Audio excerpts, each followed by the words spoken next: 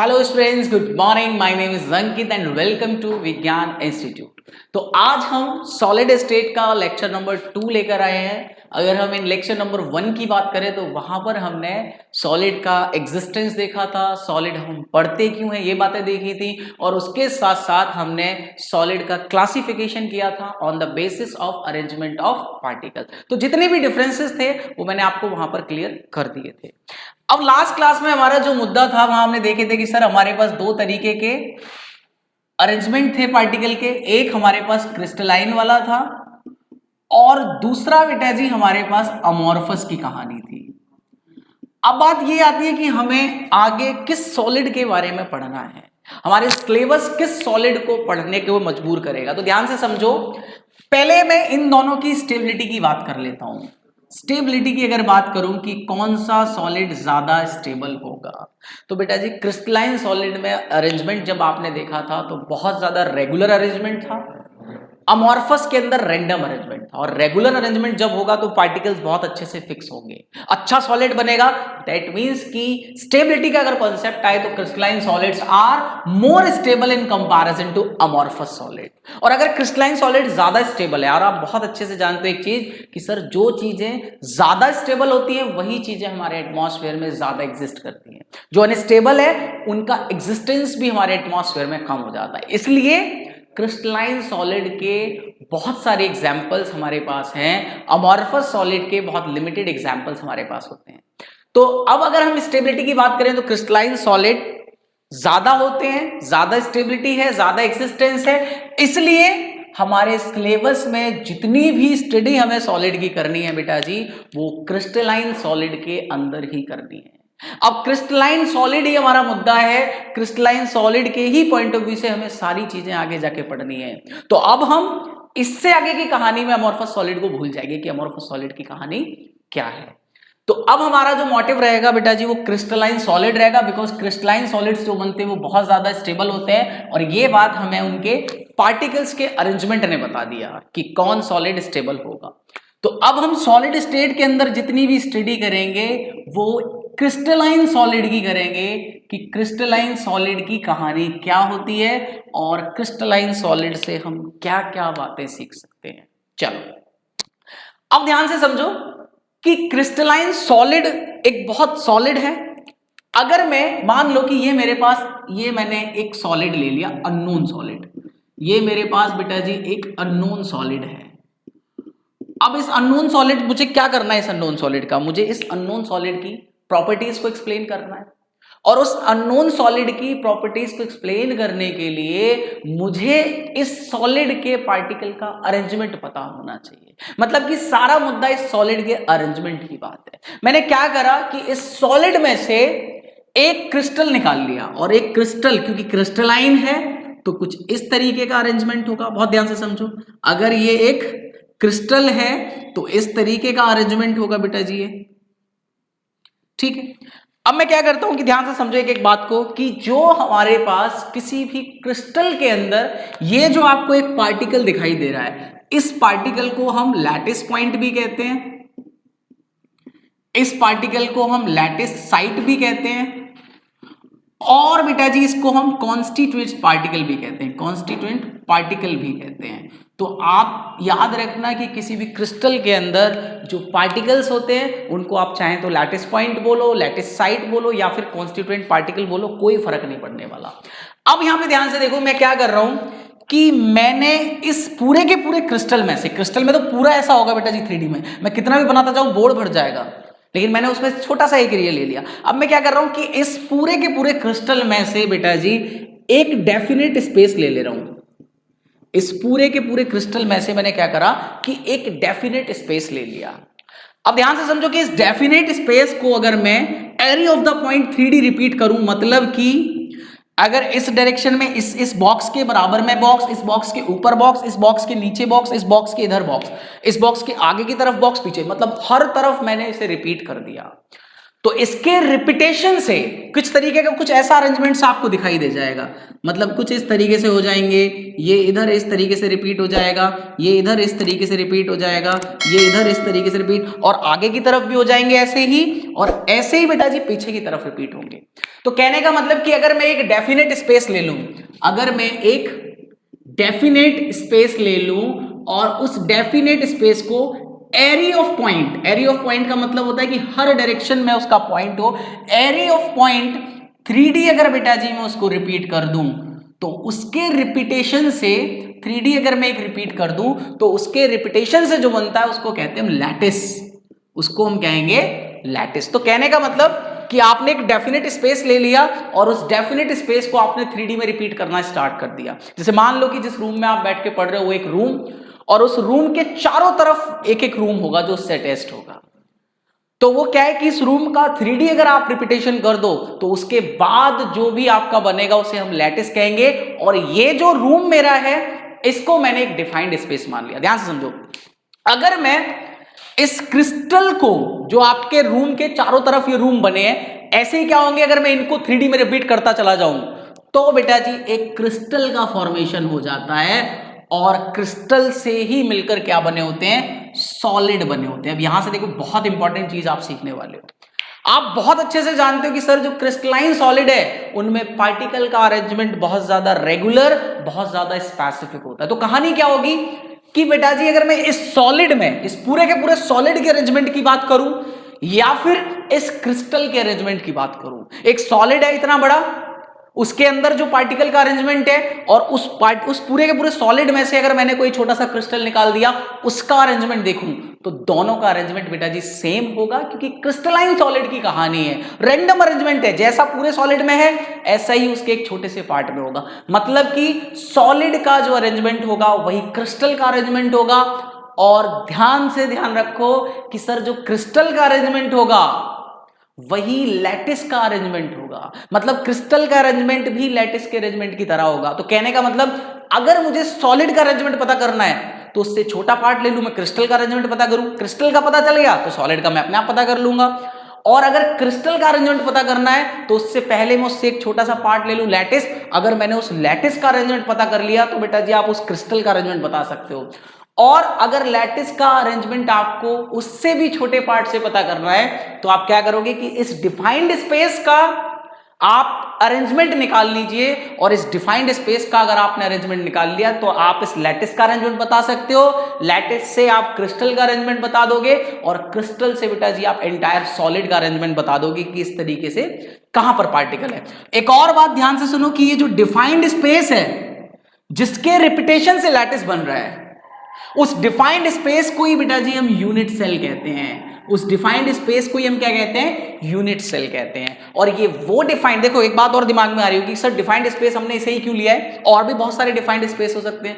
तो बेटा जी हम उसी डिफाइंड स्पेस को कंसीडर करेंगे जिस डिफाइंड स्पेस से हमें ज्यादा से ज्यादा फिजिकल प्रॉपर्टीज एक्सप्लेन हो सके। तो कहने का मतलब ये वो डिफाइंड स्पेस है। तो अगर आपसे कोई पूछता है यूनिट सेल की डेफिनेशन क्या है, तो यूनिट सेल की डेफिनेशन होती है कि सर वो एक डिफाइंड स्पेस है जिसके रिपीटेशन से एक लैटिस का फॉर्मेशन हो रहा है, और ये वो डिफाइंड स्पेस है जिससे हम बहुत सारी फिजिकल प्रॉपर्टीज को एक्सप्लेन कर सकते हैं, उसको हम यूनिट सेल कहेंगे। क्योंकि डिफाइंड स्पेस तो आप एक लैटिस पॉइंट ले लो उसके रिपीटेशन से भी लैटिस बन जाएगा, लेकिन वो आपका एक लैटिस पॉइंट भी यूनिट सेल होगा। लेकिन उस यूनिट सेल की हम यहां बात नहीं कर रहे हैं, हम उस यूनिट सेल की बात कर रहे हैं जो कुछ ना कुछ फिजिकल प्रॉपर्टीज को एक्सप्लेन करे। तो फिलहाल यूनिट सेल की डेफिनेशन कि sir it is a repetition of defined space in 3D direction which help to improve the physical properties of a solid. जो आपको फिजिकल प्रॉपर्टीज बता चुके सॉलिड की, उसी को हम क्या कहेंगे, यूनिट सेल कहेंगे। तो ये हमारे पास मुद्दा हो गया बेटा जी यूनिट सेल का। तो अब मुझे सॉलिड का अरेंजमेंट नहीं देखना, मुझे यूनिट सेल का अरेंजमेंट देखना है, क्योंकि अगर मैंने यूनिट सेल का अरेंजमेंट देख लिया तो पूरे के पूरे सॉलिड का अरेंजमेंट वैसा ही होगा जैसा इस यूनिट सेल का अरेंजमेंट है। तो क्यों मुझे पूरी दुनिया का अरेंजमेंट पढ़ना, मैं अपने इस रूम का अरेंजमेंट पढ़ लूं, ऐसा ही अरेंजमेंट इसके बराबर वाले रूम का होगा, ऐसा ही अरेंजमेंट आसपास के जितने भी रूम्स होंगे सबका अरेंजमेंट ऐसा ही होगा। तो एक का अरेंजमेंट पढ़ लो, पूरे के पूरे सॉलिड का अरेंजमेंट आपको पता चल जाएगा। इसलिए हम सॉलिड के अंदर यूनिट सेल की कहानी लेकर आते हैं और यूनिट सेल के अरेंजमेंट पर ही स्टडी करते हैं। तो अब ये हमने देख लिया। अब आपको क्या ध्यान रखना है कि सर हमने कहानी सॉलिड से स्टार्ट की थी और सॉलिड में हमने देखा था कि क्रिस्टलाइन और अमॉर्फस है, तो वहां पर हमने क्रिस्टलाइन को चूज करा, अमॉर्फस को छोड़ दिया। और अब हम क्रिस्टलाइन के अंदर भी जो सॉलिड की बात करेंगे वो हमारे पास यूनिट सेल का सॉलिड होगा, उसके अंदर भी किसको लेंगे हम, यूनिट सेल को लेंगे। अब मैं आपको क्लासिफिकेशन ऑफ यूनिट सेल बताता हूं। अब बेटा जी मैं आपको क्लासिफिकेशन ऑफ यूनिट सेल बताता हूं, और बहुत ध्यान से सुनना कि यहां से डायरेक्ट क्वेश्चंस आपको मिलते हैं। आपके board examination point of view से आपको 1 मार्क्स का एमसीक्यू मिलेगा, और यहां से इतना सिंपल से कॉन्सेप्ट से बस आपको 2-4 चीजें याद रखनी होती है। जेईई मेंस एडवांस सब में डायरेक्ट क्वेश्चन पूछे जाते हैं, तो बहुत इंपॉर्टेंट है बोर्ड के पॉइंट ऑफ व्यू से भी और जेईई मेंस के पॉइंट ऑफ व्यू से भी। तो ध्यान से सुनो, अगर मैं क्लासिफिकेशन ऑफ यूनिट सेल कर रहा हूं तो पहला क्वेश्चन यही होगा कि सर आप इसका क्लासीफाई या इसका क्लासिफिकेशन किस बिहाफ पर कर रहे हो। तो यहां पर अगर मैं बताऊं कि इसका जो क्लासिफिकेशन कर रहा हूं मैं वो बेटा जी on the basis of interfacial angle, on the basis of interfacial angle and edge length. अब क्या होती है सर ये एज लेंथ की कहानी, तो ध्यान से समझो कि अगर आपके पास मान लो कि ये आपका एक रूम यूनिट सेल है, और इस यूनिट सेल के अंदर अगर मुझे इसे क्लासिफाई करना on the basis of interfacial angle, तो इंटरफेसियल एंगल का मतलब कि आपके पास जो रूम है उस रूम की जो 2 फेजेस हैं, जो दो वॉल हैं, उन दोनों वॉल्स के बीच का जो एंगल होता है that is called interfacial angle. और एजेस का मतलब कि आपके पास जो रूम है, मानो कि ये आपके रूम की एक वॉल है, तो ये इसकी एजेस है, तो इस एजेस और मानो कि ये जो आपके पास वॉल है इसको अगर मैं इस तरीके से ले जाऊं तो इनके बीच का जो एंगल होगा that is called interfacial angle. तो उसके बिहाफ पर मैं क्लासिफाई करता हूं। तो बेटा जी ये कितने तरीके के मिलते हैं आपको, ये मिलते हैं क्यूबिक मिलता है आपको, एक टेट्रागोनल मिलता है, ऑर्थोरोम्बिक मिलेगा आपको,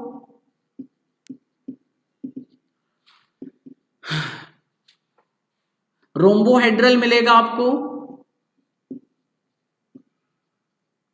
हेक्सागोनल मिलेगा आपको, मोनोक्लिनिक मिलेगा आपको, और एक रहता है हमारे पास ट्राइक्लिनिक। बहुत ध्यान से देखो, सबसे पहले तो आपको अगर इनके इंटरफेसियल एंगल हम कौन कौन से ले रहे हैं, अल्फा, बीटा और गामा, और एज लेंथ जो हम लेंगे वो ए बी सी, ठीक है, ए बी सी। हमें ये सारी चीजें बतानी है कि अल्फा बीटा गामा का रिलेशन क्या होगा, क्यूबिक के लिए एबीसी का रिलेशन क्या होगा, ऐसे ही ऑर्थोरोम्बिक में, ऐसे ही रोम्बोहेड्रल में, ऐसे ही हेक्साक्लिनिक, मतलब सबकी कहानी हमें यही बनानी है। तो हमारे पास कितने हैं, 1 2 3 4 5 6 और 7, हमारे पास 7 तरीके के यूनिट सेल हैं, और उन 7 तरीके के यूनिट सेल के अंदर हमें ये डिफरेंस बताना है कि किसके अल्फा बीटा गामा में क्या रिलेशन है, उनकी एबीसी के अरेंजमेंट में क्या रिलेशन है। तो सबसे पहले मैं आपको जो ट्रिक बताऊंगा उस ट्रिक से आप बहुत आराम से बता सकते हो कि सर एबीसी का अरेंजमेंट कैसा है और अल्फा बीटा गामा का रिलेशन क्या है। लेकिन उसके लिए आपको इसी पैटर्न में ये याद रखने पड़ेंगे। आपको जो पैटर्न दे रखा है और इस पैटर्न को भी याद करने के लिए मैंने कैसे कर रखा है, आप इसे क्यूट और HMT से याद कर लो, क्यूट और HMT। क्यू का मतलब क्यूबिक से हो गया, टी का मतलब टेट्रागोनल से, ओ का मतलब ऑर्थोरोम्बिक, रोम्बोहेड्रल, हेक्साक्लिनिक, मोनोक्लिनिक और ट्राइक्लिनिक। आप इसी पैटर्न में याद करेंगे इसे, तभी आप इनके अल्फा बीटा गामा के अरेंजमेंट लगा पाओगे। अब ध्यान से समझो कि अगर मैं यहां पर इनके अरेंजमेंट की बात करूं तो सबसे पहले हम एबीसी की बात कर रहे हैं।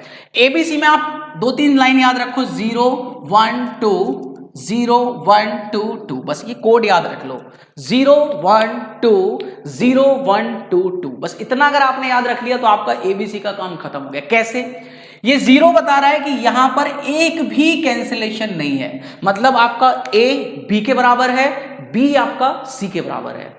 1 का मतलब आ गया कि sir A does not equal to B but B is equal to C, मतलब एक कैंसिलेशन को एक्सप्लेन कर रहा है। 2 का मतलब कि सर 2 कैंसिलेशन, मतलब 2 मतलब ना A B के बराबर है और ना B C के बराबर है। तो देखो 0 1 2, फिर 0 मतलब A is equal to B is equal to C, हो गया काम। फिर आप 1 पे आ जाओ तो एक cancellation, A does not equal to B is equal to C, फिर दोनों बराबर नहीं है तो आप ऐसे लगा दो, यहां भी दोनों बराबर नहीं है तो आपने ऐसा लगा दिया, तो 0 1 2 0 1 2 2। बस इसके बिहाफ पर आपने एबीसी का अरेंजमेंट बेटा जी बहुत अच्छे से कर लिया। अब एबीसी का आपका काम हो गया। अब हम बात करते हैं सर अल्फा बीटा गामा की कहानी क्या होगी। तो बेटा जी जो शुरू के 3 आपको दिखाई दे रहे हैं, शुरू के जो आपको 3 दिखाई दे रहे हैं, इनमें आप अल्फा बराबर बीटा बराबर गामा, अल्फा बराबर बीटा बराबर गामा, ये 90 डिग्री के बराबर, ये भी 90 डिग्री के बराबर, अल्फा बराबर beta is equal to gamma is equal to 90 degree. लेकिन रोम्बोहेड्रल पे जब आप पहुंचोगे तो alpha is equal to beta is equal to gamma, यहां भी बराबर है, लेकिन एक बात याद रखना कि does not equal to 90 degree, वो 90 डिग्री के बराबर नहीं है। तो यहां पे देखो तीनों में 90 डिग्री के बराबर, चौथे में अल्फा बीटा गामा बराबर है, लेकिन सर वो 90 डिग्री के बराबर नहीं है। तो आपको देखो 4 का काम हो गया। और ट्राइक्लिनिक हमारे पास एक ऐसा यूनिट सेल है, ना तो उसके लेंथ बराबर होते और ना ही उसका इंटरफेसियल एंगल बराबर होता। तो alpha does not equal to beta does not equal to gamma. अब बेटा जी हमारे पास 2 रह गए। अगर मैं 2 की बात करूं तो इसमें alpha is equal to beta तो 90 डिग्री होते हैं, लेकिन इसका गामा 120 डिग्री हो जाता है। इसके जो नीचे वाला बचेगा उसमें सर अल्फा और गामा बराबर होंगे 90 के, लेकिन इसका जो बीटा होगा वो डज नॉट इक्वल टू 90। तो इस तरीके से अगर आपने इतनी बातों को अपने दिमाग में रख लिया तो आप किसी भी कंपटीशन में एग्जाम उठा के देखो, आपसे पूछ लेगा कि ऑर्थोरोम्बिक का अल्फा बीटा गामा का रिलेशन बताओ, एबीसी का रिलेशन बताओ। और आपको अगर ये ट्रिक पता है तो आपके 4 नंबर में ज्यादा टाइम नहीं लगेगा, बिल्कुल श्योर हो जाएंगे। तो एक बार और देख लो कि एबीसी को 0 1 2 0 1 2 2 से करेंगे, मतलब कि 0 cancellation 1 cancellation 2 cancellation, 0 cancellation 1 cancellation 2 cancellation और 2 कैंसिलेशन।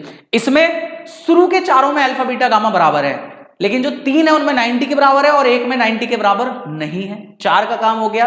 ट्राइक्लिनिक में ना तो ये बराबर होते ना ये बराबर होते। अब बचे 2, एक में अल्फा बीटा बराबर है पर गामा बराबर नहीं है, गामा 120 ये 90 है। और जो मोनोक्लिनिक है उसमें अल्फा गामा बराबर है 90 के, लेकिन बीटा 90 के बराबर नहीं है। तो ये आपके पास एक यूनिट सेल का अरेंजमेंट है on the basis of interfacial angle और एज लेंथ। तो आपने ये अगर याद कर लिया तो आपके बोर्ड में 1 नंबर से और हो जाएंगे। और जेई मेंस या नीट की बात करें तो वहां 4 नंबर का क्वेश्चन यहां से पूछा जाता है। चलो आप इसका स्क्रीनशॉट ले लो, मैं आगे बढ़ता हूं।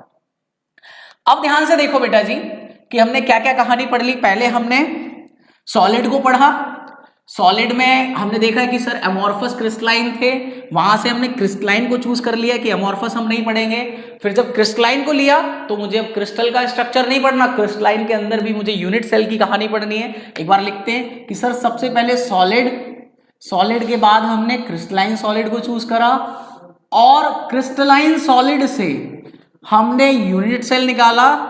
और बेटा जी यहां पर यूनिट सेल के भी इतने सारे क्लासिफिकेशन है, तो यहां से आगे जाके मैं जितने भी यूनिट सेल्स पढ़ूंगा उन सब यूनिट सेल में सिर्फ और सिर्फ क्यूबिक यूनिट सेल की कहानी होगी। बिकॉज और जितने भी हमारे पास यूनिट सेल है वहां पर स्ट्रक्चर्स बहुत ज्यादा कॉम्प्लिकेटेड हो जाते हैं, उनकी ज्योमेट्री, उनका अरेंजमेंट बहुत ज्यादा डिफिकल्ट हो जाता है, जो हमें अपने सिलेबस के अंदर स्टडी नहीं करनी। तो कहने का मतलब जितनी चीजें मैं पढ़ा रहा हूं वो इंपॉर्टेंट है। मतलब यूनिट सेल जब आप पढ़ोगे तो आपको पूरा क्लासिफिकेशन आना चाहिए, लेकिन उस क्लासिफिकेशन के बाद यूनिट सेल में आप सिर्फ क्यूबिक यूनिट सेल को याद रखोगे और बाकी जो इनका इंटरफेसियल एंगल और एज लेंथ का रिलेशन था वो याद रखना है। बाकियों को हम बिल्कुल भूल जाएंगे कि उनके बारे में आगे जाके कोई डिस्कशन नहीं करना।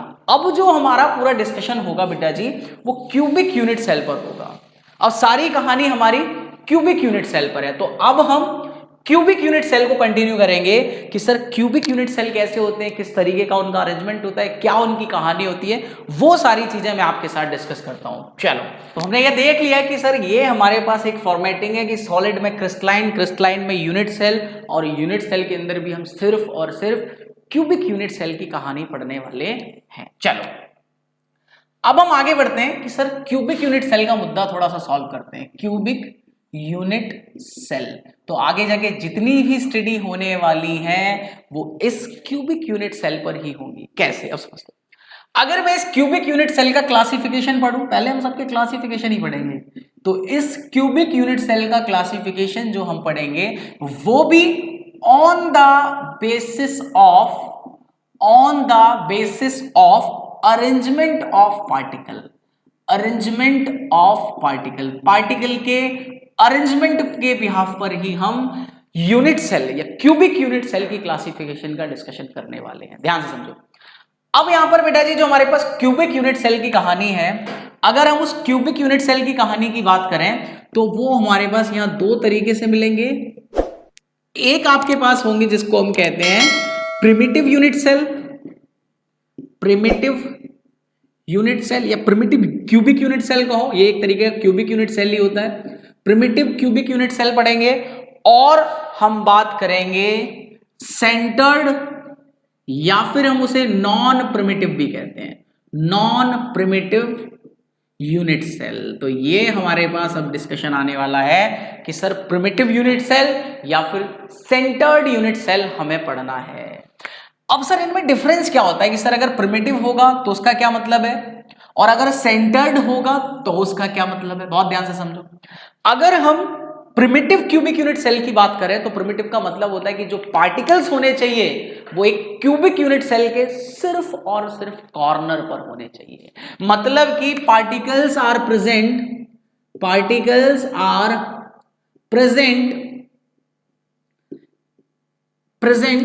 Eight only corner of unit cell, corner of unit cell. मतलब कि जो भी आपके पास यूनिट सेल है और उस यूनिट सेल के कॉर्नर पर पार्टिकल्स हैं तब हम उसे कहेंगे प्रिमिटिव यूनिट सेल।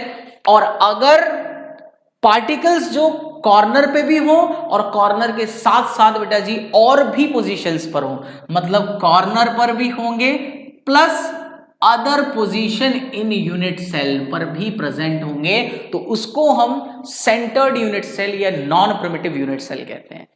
अगर हम इसके एग्जांपल की बात करें तो यहां पर आपको एक एससीसी टाइप का यूनिट सेल मिलेगा जिसको हम कहते हैं सिंपल क्यूबिक क्रिस्टल। तो simple cubic crystal is example of primitive unit cell. और अगर मैं नॉन प्रिमिटिव या सेंटर्ड की बात करूं तो वहां पर हम एफसीसी की कहानी पढ़ते हैं, वहां पर हम बीसीसी की कहानी पढ़ते हैं, वहां पर हम एंडसीसी की कहानी पढ़ते हैं। तो ये सारे कॉन्सेप्ट हम सेंटर्ड के अंदर पढ़ेंगे। और अब हम देखेंगे कि सर इनके स्ट्रक्चर कैसे बनते हैं, कहां कहां पार्टिकल प्रेजेंट होंगे और उनके अंदर कितने पार्टिकल्स का अरेंजमेंट होगा, वो सारी कहानी मैं आपको समझाने वाला हूं। चलो एक एक करके हम स्टार्ट करते हैं। आप इसका स्क्रीनशॉट लो, मैं रफ करता हूं। अब देखो यहां पे ध्यान से कि मैं जितने भी आपको यूनिट सेल पढ़ाऊंगा वो क्यूबिक यूनिट सेल होंगे और उन क्यूबिक यूनिट सेल के अंदर ही हम पार्टिकल के अरेंजमेंट के बिहाफ पर उनको और तरीके से हम यहां समझाते हैं। ये मेरा एससीसी, उसके बाद हम बात करेंगे बीसीसी की, उसके बाद हम बात करेंगे एफसीसी और लास्ट में लिख दिया बेटा जी मैंने एनसीसी। ध्यान से देखो। तो हमने क्या करा कि पहले एक क्यूबिक यूनिट सेल बनाते हैं। ये हमारे पास एक क्यूबिक यूनिट सेल है, ये हमारे पास बेटा जी एक क्यूबिक यूनिट सेल है। और इस क्यूबिक यूनिट सेल के क्या आ रहा है, हमने देखा था कि सर एससीसी में सिर्फ कॉर्नर्स पर पार्टिकल होते हैं, एससीसी में सिर्फ कॉर्नर्स पर पार्टिकल होंगे। तो यहां पर ये मेरा एससीसी का स्ट्रक्चर बन गया, क्योंकि आप जानते हो कि सर अगर मेरे पास एक क्यूबिक यूनिट सेल है, आपका जो रूम है उस रूम के अंदर सिर्फ नंबर ऑफ, अगर मैं वर्टेक्स या कॉर्नर की बात करूं तो 8 होते हैं। तो मैंने दिखा दिए 1 2 3 4 5 6 7 8। इसी तरीके से बीसीसी कहता है कि सर कॉर्नर पे तो होंगे, कॉर्नर के साथ साथ एक पार्टिकल उसकी बॉडी पर भी होगा। कैसे दिखाते हैं, देखो इसका भी स्ट्रक्चर बना लेते हैं कि सर ये मेरे पास एक क्यूबिक यूनिट सेल और इस क्यूबिक यूनिट सेल में सर कॉर्नर पे तो होंगे, तो कॉर्नर वाले पार्टिकल्स ये रहे सारे, और कॉर्नर के साथ साथ कहां पर होंगे, एक बॉडी में भी होगा। तो ये हमारे पास किसका बना, बीसीसी का स्ट्रक्चर। ऐसे ही एफसीसी की कहानी होगी, ऐसे ही किसकी कहानी होगी, एफसीसी की कहानी होगी। और एफसीसी में देखेंगे तो देखो कहां कहां पर होंगे, सर कॉर्नर पे तो यहां भी होंगे और कॉर्नर के साथ साथ जितने भी फेस होंगे सारे फेसेस पे एक पार्टिकल मिलेगा। तो देखो ये कॉर्नर है, और अगर मैं एक क्यूबिक यूनिट सेल की बात करूं तो उसके पास 6 फेजेस होते हैं, एक ऊपर वाला, एक नीचे वाला, एक लेफ्ट, एक राइट, एक आगे वाला और एक पीछे वाला, मतलब इस तरीके से। तो यहां पे क्या है कि एक देखो ये है मेरे पास फेस, एक ये है, एक ये है, एक ये, एक आगे की तरफ होगा और एक पीछे की तरफ होगा। तो आपको दिखाई देगा सर 6 फेजेस इस तरीके से अरेंज होंगे, तो उसको हम एफसीसी लैटिस बोलेंगे। इसी तरीके से एनसीसी की बात करें तो एनसीसी में सर कॉर्नर पर होते हैं और ऑल्टरनेटेड फेजेस पर होंगे। तो बनाओ। और अब सबसे पहले तो देखो ये बात देखो कि सर ऑल्टरनेटेड फेजेस कितनी होती हैं। तो दिमाग ऐसे मत लगाना कि सर फेज अगर 6 होती है तो उसकी अल्टरनेट 3 होगी, नहीं। आप उसे थ्योरेटिकल सोचोगे तो 3 बताओगे, लेकिन अगर आप उसे विजुलाइज कर पाओगे तो बहुत ध्यान से देखो कि अगर मानो कि मेरे पास क्यूब है और कॉर्नर पे तो होंगे, तो सबसे पहले कॉर्नर पे लगा लिए, और कॉर्नर के बाद बेटा जी आप ध्यान से देखो कि अगर मैंने पार्टिकल यहां रख दिया इस फेज पे, तो ये फेज इसका ऑल्टरनेट नहीं हो सकता, ये फेज इसका ऑल्टरनेट नहीं हो सकता, आगे वाली फेज इसकी ऑल्टरनेट नहीं होगी और पीछे वाली इसकी ऑल्टरनेट नहीं, इसकी ऑल्टरनेट फेज सिर्फ ये सामने वाली होगी। तो कहने का मतलब कि ऑल्टरनेटेड फेजेस सिर्फ 2 होती हैं। तो ये हमारा पार्टिकल का अरेंजमेंट बनेगा। मतलब या फिर आप दोनों यहां ले सकते हो, या दोनों पार्टिकल यहां ले लो, या आगे पीछे ले लो, इस तरीके का अरेंजमेंट रहेगा। अब हमने जब स्ट्रक्चर बना लिए तो स्ट्रक्चर से इंपॉर्टेंट एक और चीज है कि यहां पर जो आपको पार्टिकल दिखाई दे रहे हैं एससीसी लैटिस के अंदर, यहां पर बेटा जी आपको नंबर ऑफ पार्टिकल 8 दिखाई दे रहे हैं। तो अब मुझे ये देखना है कि अगर मैं एक यूनिट सेल बना रहा हूं एससीसी की, क्या उसमें 8 पार्टिकल्स का अरेंजमेंट पूरा का पूरा उसी यूनिट सेल का है, या फिर थोड़ा उसका है, थोड़ा उसके बराबर वाली का है, वो समझते हैं। ध्यान समझो, ये मैंने बेटा जी एक यूनिट सेल बनाई है। आपको पता है कि जब लैटिस बन रहा होगा तो बहुत सारे पार्टिकल्स और भी कुछ इस तरीके के इसके आगे पीछे घूम रहे होंगे। ध्यान से समझो, बहुत सारे और भी होंगे, ये तो हमने एक सिर्फ यूनिट सेल बनाई है। इस तरीके के बहुत सारे पार्टिकल्स होंगे बेटा जी, ठीक है। अब अगर मैं इस कॉर्नर की बात करूं, मैं देख रहा हूं कि जो कॉर्नर पे पार्टिकल है, क्या इस कॉर्नर वाले पार्टिकल का पूरा कंट्रीब्यूशन इसी यूनिट सेल का है या फिर औरों का भी है, उस बात को समझते हैं। तो ध्यान से समझो कि आप अपने रूम में एक कॉर्नर डिसाइड कर लो, एक कॉर्नर कोई सा भी डिसाइड कर लो, आप ऊपर वाला एक कॉर्नर डिसाइड कर लो कि सर ये कॉर्नर है मेरे पास। अगर मैंने ये कॉर्नर यहां पे डिसाइड कर लिया कि सर ये मेरा कॉर्नर है, तो याद करो कि सर इस रूम का कॉर्नर ये है।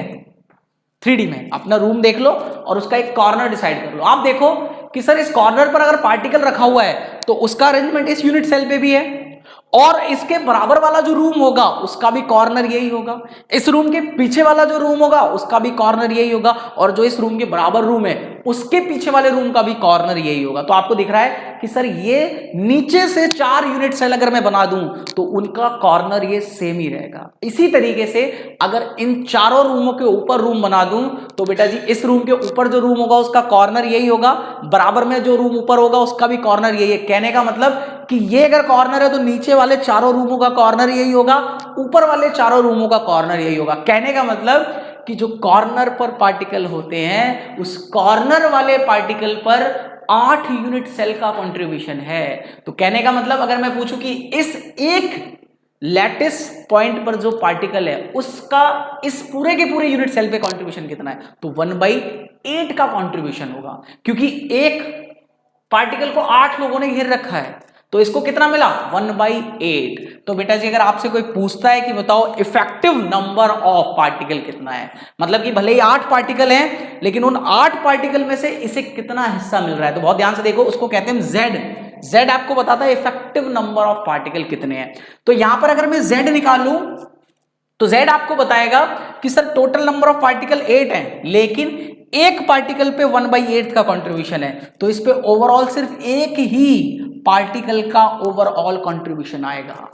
मतलब अगर एक पूरा पार्टिकल का अरेंजमेंट है इसके अंदर, बाकी 1/8 कहां निकल रहा है, सबका बाहर निकल रहा है, तो टोटल कितना आ गया 1। इसका चेक करो बीसीसी का Z, सर 8 कॉर्नर है और कॉर्नर पे 1/8 का कंट्रीब्यूशन प्लस एक बॉडी में, मतलब इस रूम के बीच में रखा है। तो बेटा जी अगर यूनिट सेल के बीच में कोई पार्टिकल है तो उसका पूरा का पूरा अरेंजमेंट इसी यूनिट सेल का है। इस वाले बॉडी वाले पार्टिकल से किसी को लेना देना नहीं है, ना बराबर वाले रूम को, ना ऊपर वाले को, ना नीचे वाले को, तो इसका पूरा कंट्रीब्यूशन इसी के अंदर रहेगा। तो 1 × 1, तो Z = आपका आ जाएगा 2। तो इसके अंदर जो नंबर ऑफ पार्टिकल्स का कंट्रीब्यूशन होगा वो 2 का होगा। एफसीसी में चेक करते हैं सर 8 हमारे पास क्या है, कॉर्नर है, 1/8 का कंट्रीब्यूशन, 6 मेरे पास फेजेस है। लेकिन आप याद करो कि सर अगर ये मेरे पास फेज पे एक पार्टिकल यहां रखा हुआ है तो एक तो इस रूम का कंट्रीब्यूशन है इस पार्टिकल पे, और इसके पीछे वाला जो रूम होगा उसका भी फेज यही होगा, और बाकी किसी रूम से इसका लेना देना नहीं है। मतलब फेज पर अगर पार्टिकल होगा तो उसका कंट्रीब्यूशन 1/2 का होगा। तो कहने का मतलब 6 अगर फेजेस हैं तो 1/2 का कंट्रीब्यूशन, तो Z = आ जाएगा 1 + 3, Z = बेटा जी 4। तो यहां पे आपका इफेक्टिव नंबर ऑफ पार्टिकल कितने आ रहे हैं, 4। इसी तरीके से आप एनसीसी का चेक कर लो, और एनसीसी में अगर मैं देखूं तो बेटा जी 8 कॉर्नर है, 1/8 का कंट्रीब्यूशन, फेजेस सिर्फ 2 होती हैं और एक फेजेस पे 1/2 का पार्टिकल, तो यहां पे आपका Z कितना आ जाता है 2। तो ये हमने सारी कहानी देख ली कि सर जो हमारे पास क्यूबिक यूनिट सेल है उसका क्लासिफिकेशन क्या है, और उसके अंदर जो हमारा Z है, या हम जो इफेक्टिव नंबर ऑफ पार्टिकल्स की बात करते हैं वो हम कैसे निकालते हैं। तो वो सारी चीजें मैंने आपको एक साथ समझा दी, और इस तरीके से हमने क्या कर लिया कि क्यूबिक यूनिट सेल का अरेंजमेंट भी देख लिया, और उसके अंदर पार्टिकल का कॉन्ट्रीब्यूशन कैसे निकालते हैं ये भी हम सीख गए। अब हमारा जो मुद्दा होगा, अब हम पैकिंग स्ट्रक्चर की पैकिंग पे बात करेंगे, मतलब कि जो हमारे पास यूनिट सेल्स होते हैं, क्यूबिक यूनिट सेल, आगे की स्टडी सारी क्यूबिक यूनिट सेल। तो क्यूबिक यूनिट सेल के पैकिंग कैसे होती है, कैसे स्ट्रक्चर पैक्ड होते हैं, कितनी उसकी एफिशिएंसी होती है, कैसे हम उनकी डेंसिटी निकालते हैं, उनके अंदर इंप्योरिटीज कैसी होती है, ये सारा हम डिस्कशन करेंगे। और उससे पहले मैं आपको थोड़ी सी वॉइड केमिस्ट्री समझाऊंगा कि कितने भी ये जो जितने भी अरेंजमेंट बनते हैं सॉलिड स्टेट के अंदर, इनके बीच में कुछ इंटरस्टिशियल स्पेस होता है, वो सारा स्पेस का कॉन्सेप्ट मैं आपको समझाऊंगा। तो नेक्स्ट क्लास में हम क्लोज पैक्ड स्ट्रक्चर की कहानी समझेंगे, और उससे पहले मैं आपको उसमें थोड़ी सी वॉइड केमिस्ट्री समझाऊंगा कि वॉइड्स क्या होते हैं, कैसे वॉइड्स बनते हैं, और फिर उन वॉइड्स को किस तरीके से हम क्लोज पैकिंग के अंदर पढ़ने वाले हैं, वो सारा डिस्कशन मैं नेक्स्ट क्लास में करता हूं। तो आज के लिए हम इतना ही पढ़ते हैं। तो आज हमने जो जो सीखा, हमने क्लासिफिकेशन ऑफ यूनिट सेल भी देखा और classification of cubic unit cell भी देखा। तो 2 चीजें आज हमने कवर कर ली, और यहां से बेटा जी क्वेश्चंस पूछे जाते हैं। मैं आपको जब ये चैप्टर खत्म कर दूंगा तब मैं आपको बताऊंगा कि किस तरीके के क्वेश्चंस आते हैं। तो आज के लिए हम इतना ही करते हैं, मिलते हैं नेक्स्ट वीडियो में। So thank you so much.